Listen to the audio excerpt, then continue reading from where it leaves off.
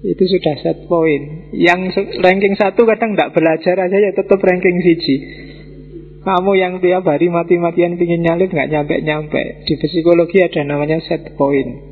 Ini yang susah untuk memprediksi kebahagiaan tidak bahagia. Yang ketiga, pengaruh kekinian itu juga susah. Bikin ngukur kebahagiaan itu susah. Ya kayak itu tak contohin, kalau kamu sedang lapar banget, itu lihat makanan apa saja rasanya pingin beli. Tapi kalau sudah kenyang, lihat makanan kayak apapun nggak mau beli. Itu kan kondisi kekinian. Kalau sedang marahnya luar biasa, cewek secakep apapun nggak menarik bagimu, karena sedang marah. Sama dalam banyak kasus, mungkin kamu sedang jengkel luar biasa, sedang cinta luar biasa, sedang rindu luar biasa, ya cara mikirnya nggak normal. Yang bikin kamu bahagia ya nggak normal. Kamu sedang kangen luar biasa, mbok sekedar foto, apa sandal, apa tulisan, apa SMS bikin kamu bahagia luar biasa. Nah itu namanya apa? Kondisi kekinian. Jadi nggak bisa, misalnya kamu sedang kangen luar biasa, terus lihat sandalnya yang dulu ketinggalan di depan rumah. Wah, sandal Leo bikin aku teringat padamu. Itu kan bukan parameter. Kamu nggak bisa berteori bahwa lihat sandalnya pacar itu bikin bahagia. Kenapa? Karena itu rasa itu muncul dalam kondisi kekinian yang tidak selalu begitu. Kalau sudah bolak-balik ketemu ya tidak butuh sandalnya lagi, mbok sandung-sandung sandarin, mbok buang-buang, mbok injek-injek, nggak masalah. Tapi ketika kangen, sandal jadi berharga luar biasa. Terus yang keempat, susah memahami imunitas emosi. Imunitas emosi itu agak mirip dengan habituation tadi. Jadi sejauh mana kamu tangguh menahan rasa sakit itu beda-beda. Kadang-kadang ada orang dihina kayak gimana tidak masalah, tapi disenyumi dikit agak sinis marahnya luar biasa. Nah, itu kan imunitas emosi ini susah diprediksi, diukur susah. Jadi sehingga kamu berteori mana yang bikin orang bahagia, mana bikin orang tidak bahagia, itu tidak gampang. Oke, dan yang terakhir, susah memahami gambar yang lebih besar. Setiap orang mikirnya selalu sudut pandang yang dia hadapi saat ini. Ya kayak tadi loh, kamu diputus pacarmu, seolah-olah dunia gelap. Padahal urusan pacaran itu kan hanya satu wajah dari seluruh kehidupanmu, dari gambar besar hidupmu. Tapi jatuh di situ saja, seolah-olah hidupmu jatuh semua. Kuliah itu hanya satu sisi dari keseluruhan hidupmu. Tapi begitu kuliah gagal, kan seolah-olah hidupmu gelap, masa depanmu selesai. Padahal tidak, itu hanya satu sisi. Banyak orang yang tidak kuliah dan sukses. Tapi kan kamu dijelasin gitu juga susah. Gelap masa depanku Pak, kan gitu. Ya kuliah lagi nyari yang lain, tidak bisa. Sama kayak pacaran tadi kan. Siapa lagi Pak, ini sudah mati-matian terlanjur ku berikan semua misalnya. Seolah-olah semua urusan jadi ruwet gara-gara itu. Padahal itu hanya satu aspek saja. Masih banyak aspek hidup yang lain. Kalau ada melihat apapun itu, ingatlah bahwa itu hanya satu sudut pandang, satu aspek. Maling itu satu aspek ketika dia maling. Ketika dia pulang, bantu istrinya masak, nyuci beras, nyapu-nyapu, ya dia bukan maling. Rampok juga gitu, dia jadi perampok ketika dia merampok. Makanya kan ada hadis itu kan, tidak berzina ketika dia berzina wahwa mukmin. Jadi orang mukmin nggak mungkin berzina. Ketika dia berzina berarti dia bukan mukmin. Selesai berzina ya mukmin lagi. Karena ada hadisnya yang kayak gitu. Jadi itu menunjukkan bahwa hidup ini multidimensi. Tadi di kantor korupsi, itu kan sisi dia ketika korupsi, pulang terus ke masjid nyumbang orang berapa ratus juta. Nah, itu sisi baiknya dia, tapi dia juga punya sisi gelap. Dan itulah hidup. Cuma orang sukanya mengeneralisir. Berarti memang dia koruptor. Sementara yang di kampungnya ngerti dia nyumbang banyak, dia bukan koruptor tapi dermawan. Sebenarnya semua benar. Dia korupsi waktu di kantor dan dia dermawan waktu di masjid. Jadi itu gambar besar. Ini yang bikin ngomong kebahagiaan itu tidak simple.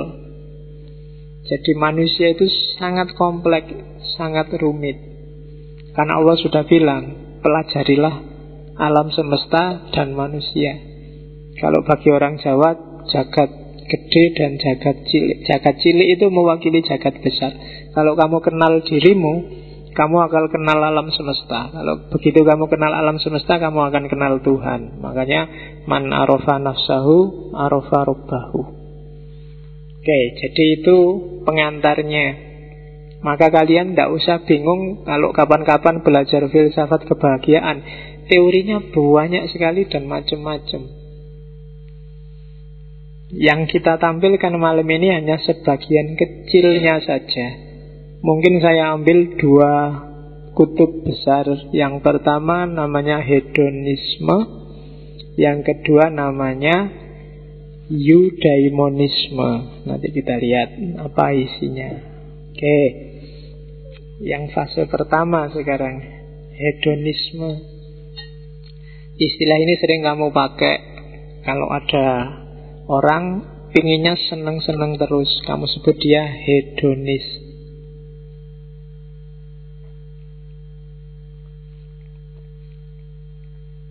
Prinsipnya hedonisme secara umum memang 2, yaitu the pursuit of pleasure, nyari seneng. Jadi seneng itu jembatan paling gampang untuk menuju bahagia. Dan bagi orang hedonis, seneng itulah kebahagiaan. Tidak mungkin dibalik. Tidak mungkin jadi seneng itu kebahagiaan atau jalan menuju kebahagiaan. Tapi tidak seneng itu tidak mungkin kamu nyampe ke kebahagiaan. Oke. Jadi bahagia itu apa sih? Seneng itu apa sih? Nanti kita lihat. Jadi hedonisme itu teori yang menyatakan bahwa kesenangan adalah kebaikan tertinggi dan tujuannya orang hidup. Orang hidup itu tujuannya ya nyari seneng. Gak ada seperti tadi kamu tak tanya siapa yang gak pengen bahagia. Sama kalau kamu siapa yang gak pengen seneng. Semua pengen senang, pengen pleasure. Baik yang jalan-jalan tadi di luar maupun yang ngaji hari ini. Kalau kamu ngerti ngaji ini, ngaji itu gak sewenang, gak enak, ngantuk, pasti kamu gak akan datang ke sini, atau seandainya datang mesti kepeksa. Setiap orang nyari seneng, katanya orang hedonis. Ada jargon yang sangat terkenal dari tokohnya hedonisme, Epicurus. Dia bilang, life is good, make sure to enjoy it. Hidup ini bagus, hidup ini indah, pastikan kamu menikmatinya.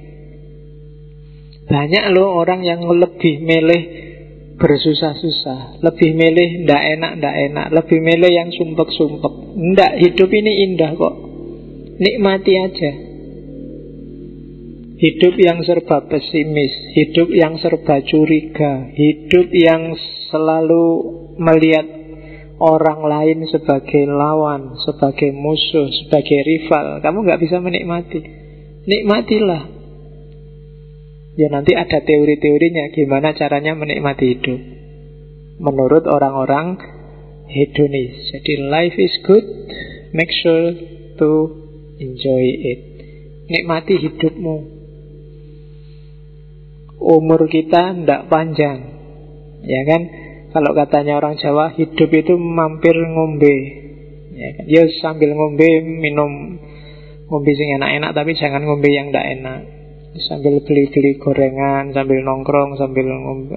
Jadi dinikmati. Sebentar tapi nikmat. Sebenarnya Allah menciptakan manusia kan itu. Sebagai khalifah, wakililah Allah di muka bumi. Nikmatilah semua fasilitas yang diberikan Allah di muka bumi. Kan itu sebenarnya dalilnya orang hedonis. Life is good, make sure to enjoy it. Kita lihat satu-satu pikiran tokoh-tokohnya. Hedonisme lahir Yunani yang jelas, yang mengembangkan beberapa di antaranya murid-muridnya Sokrates. Antara lain yang pertama namanya Aristippus. Katanya Aristippus, keutamaan jadi hidup yang baik, hidup yang utama itu adalah mencari yang baik. Yang baik itu apa? Yang baik yang bikin senang. Semua yang berbuah kesenangan itu berarti baik. Jadi parameternya simple kalau di Aristippus. Ada apapun coba kamu cek, nanti hasilnya menyenangkan enggak? Kalau hasilnya tidak menyenangkan, pasti itu jelek. Kalau menyenangkan itu baik. Jujur misalnya, kamu kan kadang bingung, Pak kok rumit ya Pak, ada jujur yang boleh, ada jujur yang tidak boleh. Kan kamu sering diceritain gitu. Ukurannya boleh, yang tidak boleh gimana Pak itu Pak? Simpel kalau katanya Aristippus. Hasilnya menyenangkan enggak? Enak enggak? Kalau hasilnya menyenangkan berarti itu boleh. Kalau tidak menyenangkan berarti tidak boleh. Ngomong apa adanya itu kan bagus, tapi kadang-kadang juga jelek. Ngukurnya gimana? Hasilnya aja, menyenangkan nggak? Ada temenmu misalnya gondut, tubuhnya besar, terus kamu, halo ndut. Nah, itu kan hasilnya nggak menyenangkan. Meskipun jujur, kamu ngomong, loh salah saya apa? Saya ngomong apa adanya kan? Cuma itu tidak menyenangkan hasilnya. Kamu kehilangan teman, dia marah, dia tersinggung. Berarti apa? Meskipun kamu jujur ngomong apa adanya, tapi jelek, tidak utama itu berarti.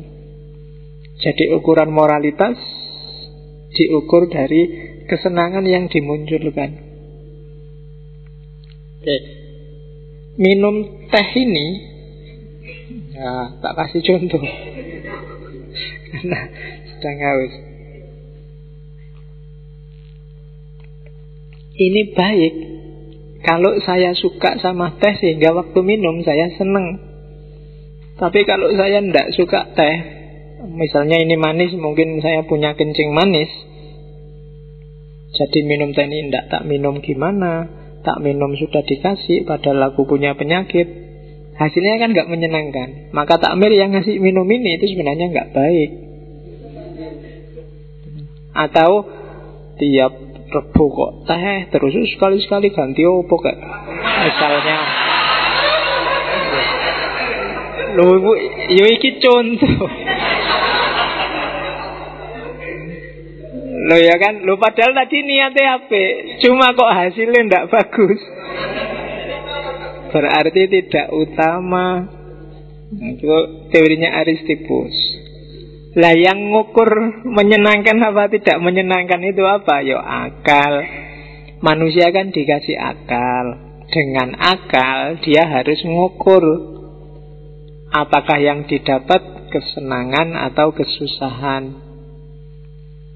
Kalau itu kesenangan berarti baik. Kalau itu kesusahan berarti jelek. Nah, katanya Aristippus juga, kesenangan itu sifatnya aktual. Jangan ngukur kesenangan yang potensial. Aktual itu maksudnya apa? Senang sekarang di sini. Bukan senang besok, juga bukan senang dulu. Kalau senang besok itu tidak jelas. Ya kalau senang beneran, kalau enggak. Kalau senang yang dulu itu sudah lewat. Senang dulu itu berarti katanya Aristippus hanya ingatan akan kesenangan. Kalau senang yang akan datang itu senang yang belum jelas. Jadi harus akal mengukur mana yang menghasilkan kesenangan sekarang dan di sini. Bukan kesenangan dulu atau kesenangan besok. Loh Pak, dulu dikasih teh enggak apa-apa toh Pak. Oh ya, dulu kan, sudah lewat. Sekarang, loh Pak, teh itu sehat loh Pak. 3 tahun lagi kalau Bapak rajin minum teh, nanti apanya jadi semakin, ya kan besok 3 tahun lagi. Sekarang itu loh. Jadi kesenangannya ngitungnya sekarang. Misalnya kamu tadi temenmu yang kamu panggil, halo gendut, itu dia marah-marah. Loh jangan marah. Kalau kamu tak bilangnya gini terus, besok mentalmu akan kuat. Kalau ada yang bilangin kamu gendut, iya besok. Tapi ngukurnya sekarang. Sekarang dia tersinggung, maka sekarang itu jelek. Jadi kesenangannya harus aktual. Jadi perbuatan itu baik kalau dia melahirkan kesenangan yang aktual, yang bisa dirasakan sekarang dan hari ini. Nah itu hedonisme Aristippus. Cuma seneng ya seneng, hati-hati. Kesenangan itu bisa jadi kebalikannya kalau orang tidak tahu batas. Mangan itu seneng, enak. Kamu kan senang makan. Cuma kalau kamu nggak tahu batas, dia jadi penyakit. Jadi cari kesenangan yang aktual, cuma ketahuilah batasmu, kapasitasmu. Di situ kamu akan ketemu kebahagiaan. Kapasitas itu berarti ya jangan terlalu sedikit, juga jangan terlalu banyak. Kalau terlalu sedikit ya tidak jadi senang, terlalu banyak berlebihan juga tidak akan kamu rasakan senangnya. Jadi justru katanya Aristippus, hidup itu tidak usah mikir neko-neko, cari yang kamu seneng tapi sadari batasmu. Kuncinya di situ. Tidak usah underestimate, tidak usah overestimate. Kamu ukur aja batasmu sampai apa. Kalau makan bagi kamu 1 piring sudah kenyang, ya sudah, jangan 2 piring. Apalagi 3 piring. Kadang-kadang kan kamu gitu, mumpung gratis, mumpung ono sing neraktir. Eman-eman Pak, eman-eman, tapi tidak ada nikmatnya nanti. Justru nikmat itu kalau kamu ngerti batasmu. Makanya Nabi kan wanti-wanti makan, berhentilah sebelum kenyang. Enak kalau berhenti sebelum kenyang. Kalau sudah kenyang kamu tidak enak. Makanan kehilangan rasanya. Oke, kan kehidupan dunia itu kan gitu. Enak, kalau kamu teruskan kamu jadi jemu. Kalau kamu teruskan kamu bisa jadi benci. Jadi harus kalau makanan dia bisa jadi penyakit. Gula itu penting, kebanyakan gula jadi penyakit. Garam itu penting, kebanyakan garam jadi penyakit. Air putih itu loh penting, tapi coba kebanyakan air putih, dia jadi penyakit. Maka kamu harus tahu batas. Nafas juga penting, tapi kebanyakan nafas, pakaian angin, kamu masuk angin, jadi penyakit. Ya kan? Apalagi nafasnya banyak, nggak bisa keluar-keluar di dalam anginnya, penyakit juga. Jadi carilah kesenangan yang aktual, akalnya dipakai untuk ngukur dan sadari batasmu. Kalau kamu bisa menjalankan rumus ini, kamu akan bahagia. Jangankan yang itu, wong yang jelas seneng-seneng, misalnya guyon, gurau, itu kalau kebanyakan juga tidak enak. Kadang-kadang berakhir dengan tersinggung, berakhir dengan gegeran. Kamu bisa kehilangan teman gara-gara gurauan. Kenapa? Kamu limitnya kelewatan. Harus sadar batas. Meskipun tadi awalnya seneng-seneng. Oke, jadi itu tokoh pertama dari hedonisme, Aristippus. Tokoh kedua Epicurus, atau kalau di Indonesia ditulisnya Epikuros. Sama-sama dalam genre hedonis, bahwa kebahagiaan itu kesenangan, kenikmatan. Jadi segala yang mendatangkan rasa nikmat. Cuma pertama-tama kita lihat katanya Epikuros, coba dicek deh. Yang bisa tahu kesenangan itu orang bijaksana. Phronesis.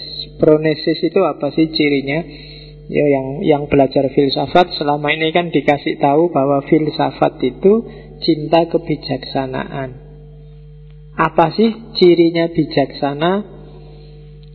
Yang pertama, orang bijaksana itu orang yang bisa ngukur kenikmatan dan rasa sakit. Itu bijaksana. Orang yang bisa mempertimbangkan, oh kalau ini dilakukan, nikmatnya sekian, sakitnya sekian, manfaatnya sekian, mudaratnya sekian. Orang yang bisa kayak gini, ini golongan orang bijaksana. Tidak asal komentar, tidak asal ngomong, tapi kalau ngomong pakai pertimbangan. Katanya Epikuros, orang bijaksana ciri pertama, dia bisa mengukur maslahat mudarat, nikmat atau sakit. Yang kedua, orang bijaksana itu orang yang bisa membatasi keinginannya. Kenapa begitu? Katanya Epikuros, kesenangan itu tidak bisa ada batasnya. Karena kesenangan tidak ada batasnya, maka sebenarnya kepuasan itu tidak ada batasnya. Yang bisa membatasi apa? Dirinya sendiri. Kalau pas uangmu banyak, itu kamu 5 piring juga bisa kamu beli. Tapi yang menghentikanmu untuk tidak beli 5 piring kan dirimu sendiri.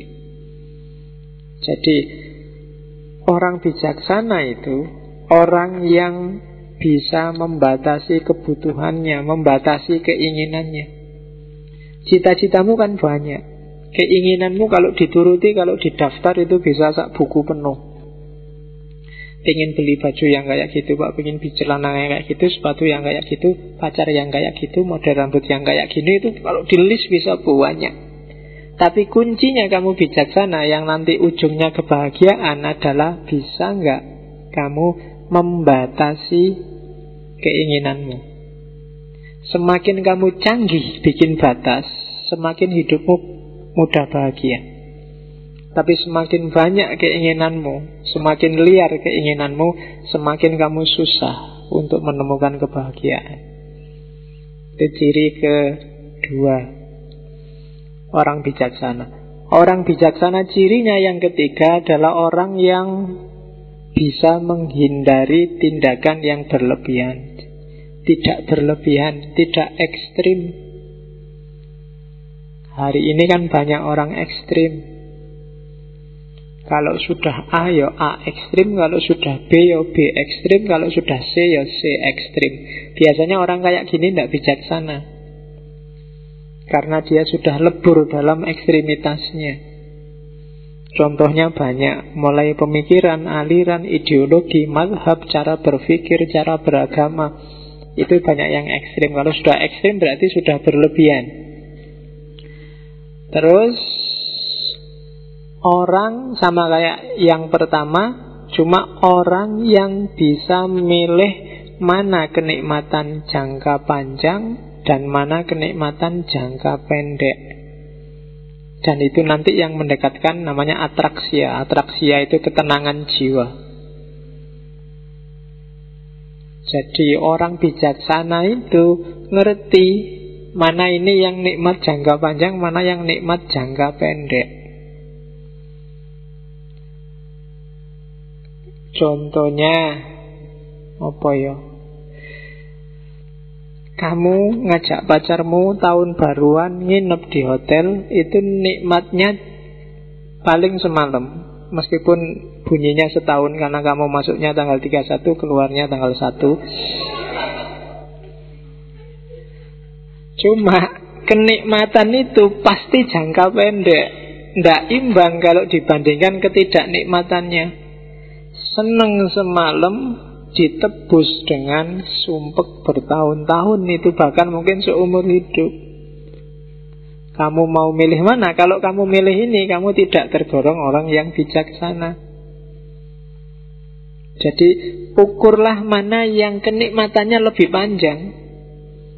Yo antara nginep di hotel dengan nikah, nah itu mungkin lebih panjang nikmatnya kalau nikah. Kalau nikah kamu sak kapoke gratis, nggak bayar. Ya kan? Loh iya kan, kalau nikah kan sak karepmu wis, sehari 7-8 kali nggak masalah. Ya kan lo.